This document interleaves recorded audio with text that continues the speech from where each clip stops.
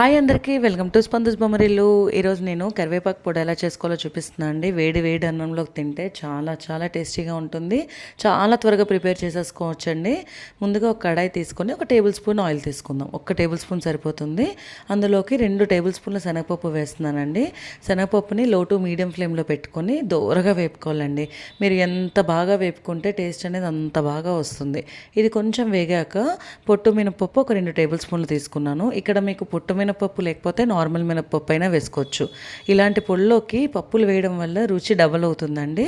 అలా చాలా దోరగా వేపుకోవాలండి. ఒక 5 మినిట్స్ తర్వాత చూసారా కలర్ చేంజ్ అయింది, మంచి వాసన కూడా వస్తుంది. ఇప్పుడు ఇంకా స్టవ్ ఆఫ్ చేసేసి దీన్ని ఒక ప్లేట్లోకి తీసేసుకుందాం. ప్లేట్లోకి చక్కగా బాగా రోస్ట్ అయిపోయి చూసారా కలర్ అనేది సూపర్గా వచ్చింది. దీన్ని ఇలా తీసుకొని వీటిని చల్లార్చుకోవాలండి. చక్కగా ఇలా స్ప్రెడ్ చేసేసుకుంటే ఈజీగా చల్లగైపోతుంటాయి. ఇప్పుడు ఇదే ప్యాన్లోకి 1 టేబుల్ స్పూన్ ఆయిల్ తీసుకున్నాక 2 టేబుల్ స్పూన్ల ధనియాలు తీసుకున్నా అండి. ఇది కూడా లో టు మీడియం ఫ్లేమ్లోనే దోరగా వేపుకోవాలండి. యాక్చువల్గా కరివేపాకులకు ధనియాలు ఎందుకు అనుకోవచ్చు, మంచి వాసన వస్తుంది, అలాగే జీర్ణశక్తి చాలా బాగా పనికొస్తుందండి. 2 టేబుల్ స్పూన్స్ వేసుకోవడం వల్ల. అలాగే ఒక 15 ఎండుమిరపకాయలు తీసుకున్నా అండి. పొడి కొంచెం కారంగా ఉండడం కోసం ఒక 15 ఎండుమిరపకాయల దాకా పడతాయి. ఇవి కూడా దోరగా వేపుతూ ఉండాలి. ఒక 1 టేబుల్ స్పూన్ మిరియాలు తీసుకున్నానండి. ఎందుకంటే వర్షాకాలంలో జలుబు దగ్గు అనేవి చాలా రెగ్యులర్గా వస్తాయి. ఇలాంటి పొళ్ళల్లో కూడా మనం వేసుకొని తీసుకోవడం వల్ల మంచిగా ఫ్రీగా ఉంటుంది, ఉపశమనం దక్కుతుంది. అలాగే ఒక 2 టేబుల్ స్పూన్స్ జీరా. ఇదేంటంటే అజీర్తిని దూరం చేస్తుందండి, మనకి మంచిగా డైజెస్ట్ అవుతుంది. వేడి వేడి అన్నంలోకి ఫస్ట్ ఇలాంటి పొళ్ళు కలుపుకొని తినడం వల్ల ఇన్ని రకాలు మనకు లోపలికి వెళ్తాయి, మంచి హెల్తీ బెనిఫిట్స్ కూడా ఉంటాయి. ఇవి దోరగా వేపుకున్నాక చూసారా మంచి కలర్లోకి వచ్చేసాయి, వాసన కూడా చాలా బాగా వస్తుందండి. ఇప్పుడు ఒక 10 నుండి 15 వెల్లుల్లి రెబ్బలు పొట్టుతో వేసుకోవాలండి.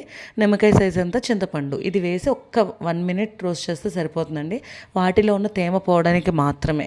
ఇలా ఒక 1 మినిట్ తర్వాత స్టవ్ ఆఫ్ చేసేసుకొని వీటిని కూడా ఇందాక తీసుకున్నాం కదా శనగపప్పు మినపప్పు అందులోకి వేసేసుకొని కొంచెం స్ప్రెడ్ చేసేసుకోవాలి. చల్లగా అయిపోతాయి అన్నమాట. చూసారా ఇలా స్ప్రెడ్ చేసుకుంటే సరిపోతుంది.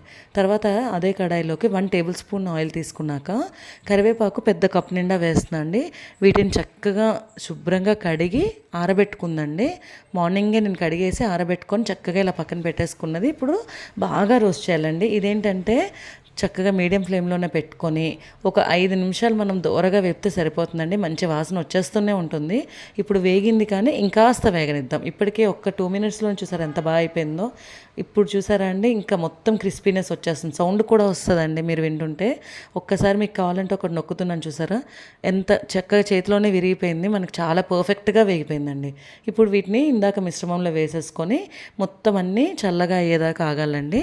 పూర్తిగా చల్లారాకే మిక్సీ పట్టాలండి, అప్పుడే టేస్ట్ అనేది బాగుంటుంది. ఇప్పుడు పూర్తిగా చల్లారిపోయింది. వీటిని మిక్సీ జార్లోకి తీసుకుంటున్నాను. నేను కొంచెం కొంచెం వేసుకుంటున్నానండి. ఫస్ట్ ఒక హాఫ్ వేసి దాంట్లో టేస్ట్కి సరిపడా సాల్ట్ వేసి ఫైన్ పౌడర్ చేసి తర్వాత ఇంకొంచెం మిక్స్ చేసేసాం.